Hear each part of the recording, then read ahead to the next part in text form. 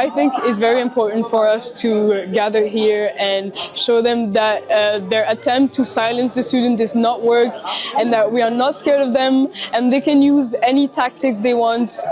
It's not going to work because our determination is fueled by the sense of injustice that this university is, in our name, complicit in this genocide that is unacceptable, that is not something that we can turn our eyes.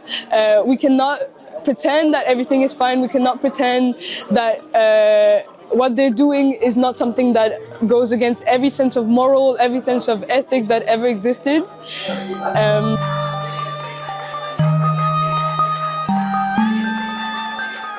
Of course, the violence was disproportionate, as we have stated so many times, and as multiple newspapers stated. And of course, it is expected that they would blame it on the students and criminalize them. But the facts are here. The protest was peaceful, and they chose to bring literal dogs and batons and welcome the students who were just having a normal day, utilizing their rightful right to protest and to speak their mind. The democratic rights were censored, and that's not something that we can stand. That's just something that we have to speak out about.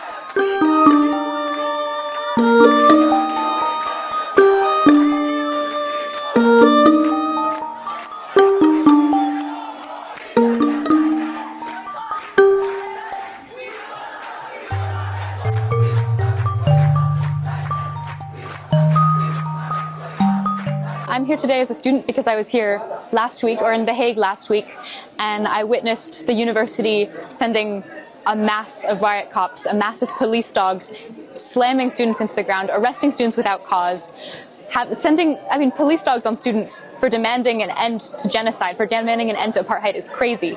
And after that, the response of the university was also disgusting. They claimed that there was a lot of property damage inside, that they had to keep students safe by sending police in.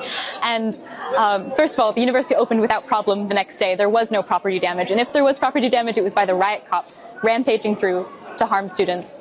And second of all, by saying they keep their students safe, that doesn't mean 5 people knocked unconscious by the police, 20 people at least injured. That's internal bleeding, that's a broken arm, that's kneecaps broken, that's concussions, that's lifelong trauma. And they're talking about keeping their university students safe by sending police on campus.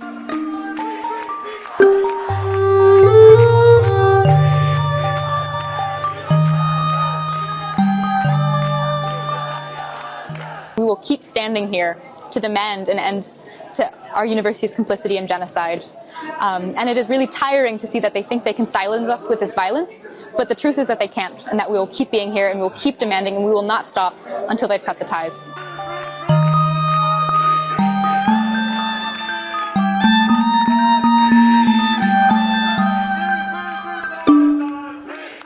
We're here today because Leiden University last week brutally beat down its students in a protest that has been ongoing for 3 years, for it to cut ties with Israeli institution, to cut Israeli divestments.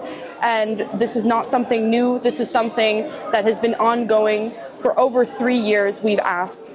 And instead of hearing our demands, the university has continuously stalled and asked and set up committees instead of actually addressing our concerns.